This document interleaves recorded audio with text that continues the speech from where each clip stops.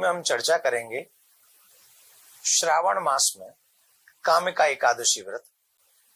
तो हम और आप सभी क्या क्या करें और कामिका एकादशी व्रत का क्या महात्म्य है, क्या फल है और हमें किस तरीके से ये कामिका एकादशी व्रत करना चाहिए, तो मैं वो बताने का प्रयास आपको कर रहा हूं। आप लोग बड़े ध्यान से सुनेंगे।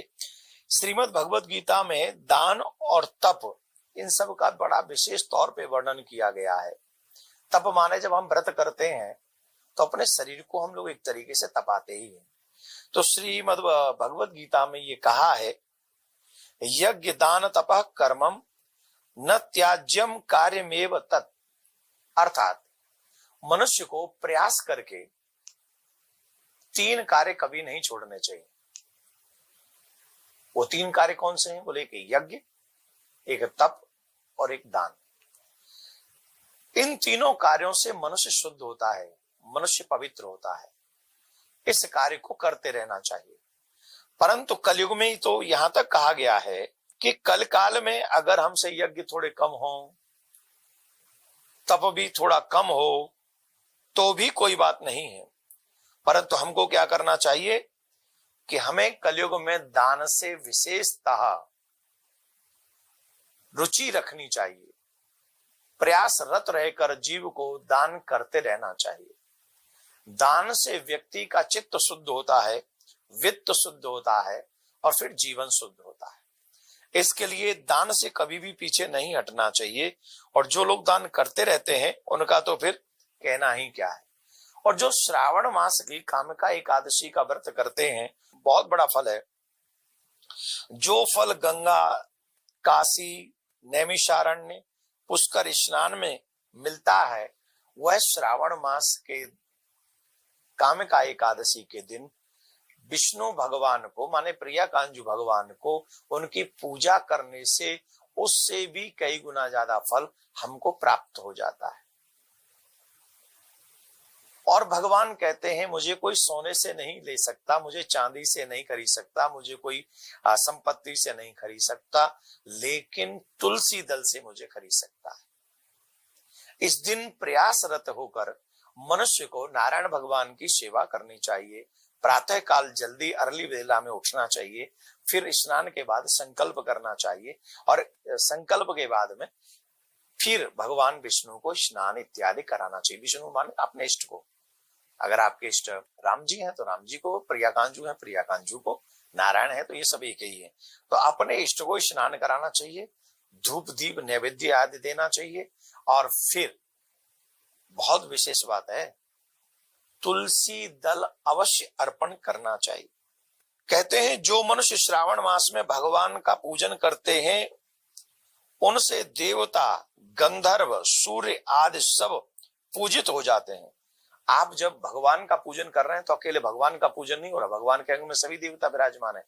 वो सभी देवता आपके उस पूजन से पूजित हो जाते हैं। इसलिए भगवान की पूजा श्रावण मास में और शिव की भी पूजा कर रहे हैं और नारायण भगवान की भी पूजा करनी चाहिए। अतः पापी से पापी व्यक्ति भी जो उनकी पूजा करता है तत्क्षण वह पाप मुक्त हो जाता है। हे नारद, स्वयं भगवान ने यह कहा है कि काम का व्रत से जीव कुयोनि में अगर कभी बुरी योनि में चला भी जाए, गया हो, उसमें से फिर कभी दोबारा जो काम का व्रत कर लेगा वो किसी और बुरी योनि में नहीं जाएगा, उसका कल्याण होगा। भक्ति पूर्वक तुलसी दान भगवान विष्णु को अर्पण करता है, वे संसार के समस्त पापों से मुक्त हो जाते हैं। विष्णु भगवान न रत्न से, न मोती से, न मणि से, न किसी आभूषण से प्रसन्न होते हैं। भगवान विष्णु तो मात्र और मात्र तुलसी दल से प्रसन्न होते हैं। इसलिए तुलसी दल विशेषतः भगवान इष्ट को अपने को अर्पण करना चाहिए। एक और बात जो मैं आपको बता दूं, कामिका एकादशी की रात्रि में जागरण करते समय अपने मंदिर में या देवालय में जाकर निश्चित तौर पर एक घी का दीपक अवश्य जलाना चाहिए। जो मनुष्य कामिका एकादशी की रात्रि पर घी का दीपक जलाता है भगवान के मंदिर में रात्रि में, वह उसके जो पित्र हैं पितृलोक में जो उसके पितृ हैं वह पितृ अमृत पान करते हैं, स्वर्ग लोक में अमृत पान करते हैं, तथा जो भी वह तेल का दीपक या घी का दीपक जलाते हैं वे करोड़ों दीपकों से प्रकाशित होकर सूर्य के लोक के लिए प्रस्थान करते हैं। तो प्रयासरत होकर, आज मेरी बात पे आपको लगता होगा कहां ये सूर्य लोक की बातें कर रहे हैं, क्योंकि आज हमें सूर्य लोक दिखाई तो नहीं पड़ रहा, परंतु जब आप मेरी बात पे विश्वास करके जला लेंगे, एक दीपक जलाने में आपका कुछ जाना नहीं, आप भी जलाइए, अपने बच्चों के हाथों से भी जलवाइए, आपका जाना क्या है। लेकिन या तो वो तिल का तेल हो या फिर घी हो, घी शुद्ध हो, अशुद्ध ना हो, तो आपको निश्चित तौर पे भगवत प्राप्ति होगी, भगवान के धाम की प्राप्ति होगी। इसलिए प्रयासरत होकर काम का एकादशी व्रत को हमको करना है। इसकी कहानी भी बड़ी अद्भुत है। एक कोई बहुत दुष्ट प्रकार का बलवान व्यक्ति था, अब इसमें तो थोड़ा वर्णन दिया है, लेकिन आज के युग में जाति का वर्णन करना ठीक नहीं है। तो उस दुष्ट प्रकार के व्यक्ति ने एक बहुत क्रोधी था, बल भी बहुत था, उसने एक ब्राह्मण को मार दिया था। अब ब्राह्मण को मार के उसे बाद में पछतावा हुआ, करे मेरी तो मेरी ब्रह्म हत्या हो गई। तो फिर उसने सोचा कि मुझे क्या करना चाहिए, तो कम से कम मैं इसका कर्म कांड कर दूं, अंतिम संस्कार कर दूं, तो मुझे कुछ पापों से मुक्ति मिलेगी। तो अन्य ब्राह्मणों ने उसका अंतिम संस्कार नहीं करने दिया, बोले तू ब्रह्म हत्यारा है, हम तेरे हाथों से इस बेचारे का अंतिम संस्कार नहीं होने देंगे। तो बड़ा और दुखी हुआ, वो निर्बल होने लगा, वो कमजोर होने लगा, उसकी ब्रह्म हत्या उसके जीवन पे असर करने लग गई। तो एक बार दुखी होकर किसी संत से पूछा, तो उन्होंने कहा श्रावण मास की काम का एकादशी का व्रत करो तो तुम्हारे समस्त पाप नष्ट हो जाएंगे। तो संत की बात उसने मानी और काम का एकादशी व्रत उसने किया, जिसके कारण जो है उसका वो पाप नष्ट हो गया और उसका उद्धार हो गया। काम का एकादशी के दिन कई शुभ योग बन रहे हैं और इन योगों में किया हुआ जप, की हुई पूजा, किया हुआ दान मनुष्य को कई गुना ज्यादा फल देते हैं। तो वो शुभ योग क्या है? वो वृद्धि योग बन रहा है। मतलब यहां जो चीजें आप करोगे, भजन करोगे तो भजन में वृद्धि होती चली जाएगी, दान करोगे तो दान में वृद्धि होती चली जाएगी, अगर किसी ग्रंथ का दान करोगे तो तुम्हारे ज्ञान में वृद्धि होती चली जाएगी। ध्रुव योग, ये भी बहुत सुंदर योग है। सर्वार्थ सिद्धि योग, आहा क्या बात है, और अमृत सिद्धि योग, इतने सुंदर योग जो है कामिका एकादशी के दिन बन रहे हैं। तो आप लोग सभी इस व्रत को करें। बेटा हो या बेटी, 2 दिन भूखा रखो, दोनों एकादशी के दिन उसे अन्न मत खाने दो। अरे महाराज, नोबेल पुरस्कार मिला एक साइंटिस्ट को जिसने ये शोध किया है कि जो व्यक्ति महीने में 2 दिन व्रत रखता है, फास्ट करता है, उसे कभी कैंसर नहीं हो सकता। अरे सुनो, अभी नहीं बजेंगी ताली, क्योंकि तुमने सोचा को देसी साइंटिस्ट होगा, विदेशी साइंटिस्ट है वो, और उसे नोबेल पुरस्कार मिला है जिसने ये शोध किया है कि जो 2 दिन व्रत रखेगा, मतलब फास्ट, उसने फास्ट एकादशी नहीं कही, 2 दिन फास्ट, और वो भी उसने चंद्रमा और सूर्य का आंकलन किया कि इतने, चंद्रमा जब इस स्थिति में हो और सूर्य जब इस स्थिति में हो, अगर उस 2 दिनों में व्यक्ति फास्ट करे उसे कभी कैंसर नहीं होगा। और संयोग से वो दोनों दिन एकादशी के पड़ते हैं। हमारे ऋषि मुनियों का विज्ञान है ये। आज के वैज्ञानिक तुम्हारी बीमारियों का इलाज का दवा बना रहे हैं, और हमारे ऋषियों के विज्ञान ने ऐसी तैयारी की थी जिससे तुम बीमार ही ना पड़ो। करके देखो एकादशी का व्रत।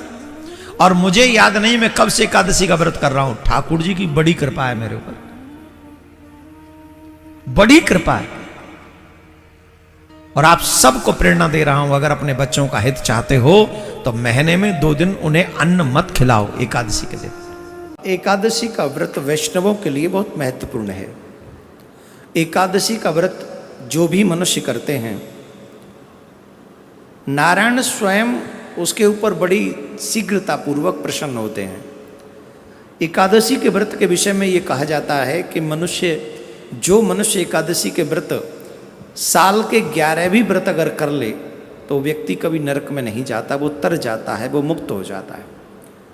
जो भी व्यक्ति इस व्रत को करता है उसकी सारी मंगलमयी कामनाएं पूर्ण हो जाती हैं।